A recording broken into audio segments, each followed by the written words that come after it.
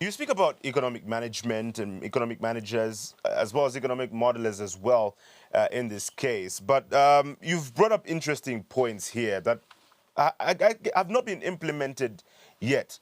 What do you think could be some of the reasons, or what the reasoning could be, just from your perspective, from your observation, that could still keep things as they are now? Because you think that others would think in the same line, but there could also be the other side here. Do you think that it could be more than just the economic perspective here?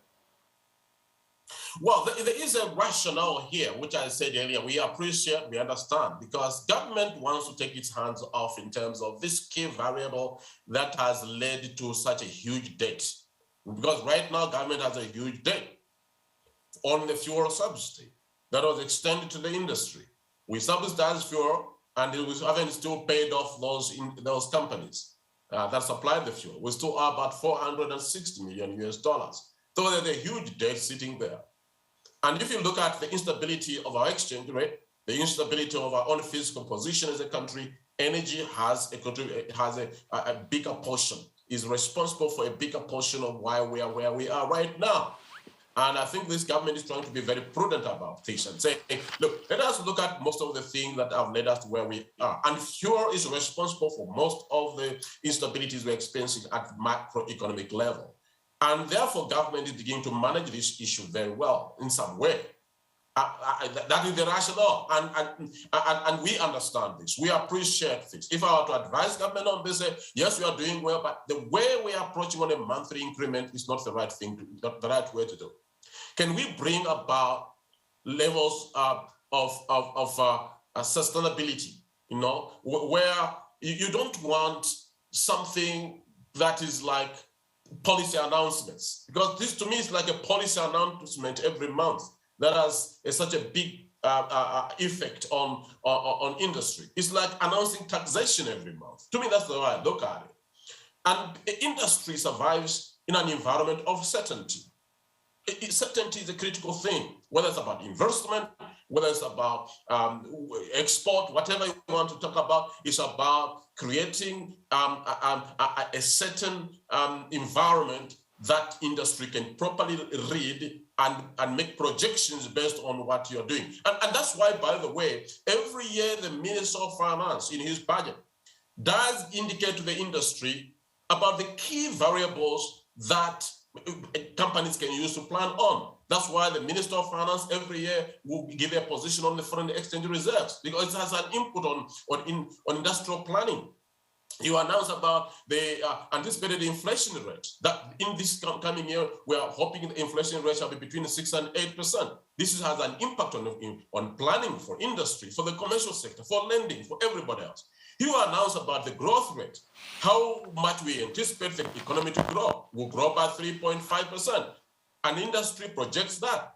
You know, and he also talk about fiscal deficit, that we shall manage fiscal deficit to be about. Why? It's because he wants industry to read the signal.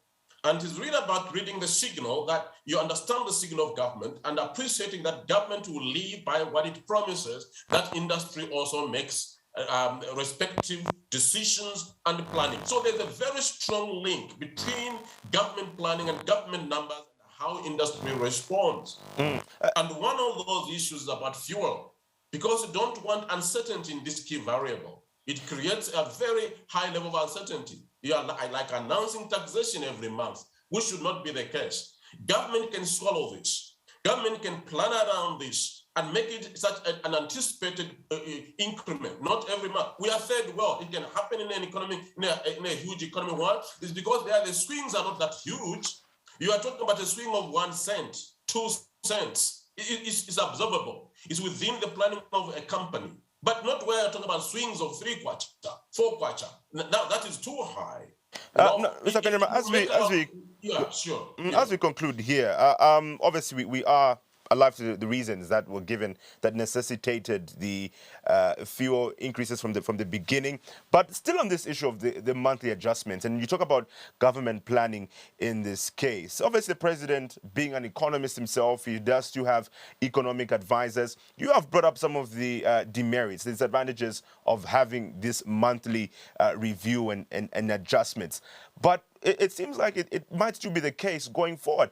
Is there another side here that perhaps the economic advisors are not telling us that is beneficial in terms of keeping the monthly adjustments going on?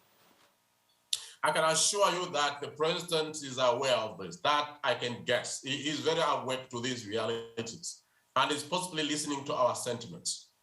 And I'm very, very sure that he will intervene here. He may have allowed the board to be independent, and we encourage the board to be very independent in their decision making. We encourage management of ERB to be very independent, to make rational decisions that benefit the economy. But as you can see, when ZESCO wanted to adjust the what we call that The tariffs, the connection charges. Yeah, connection. Who intervened? Government intervened. Why? It's because there's a potential risk here. You are talking about your own rating as a new government in power.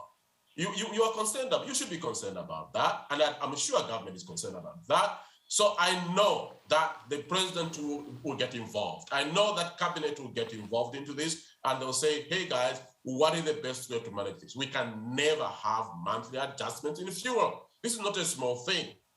We need to plan it properly so that industry can plan accordingly." Thank you.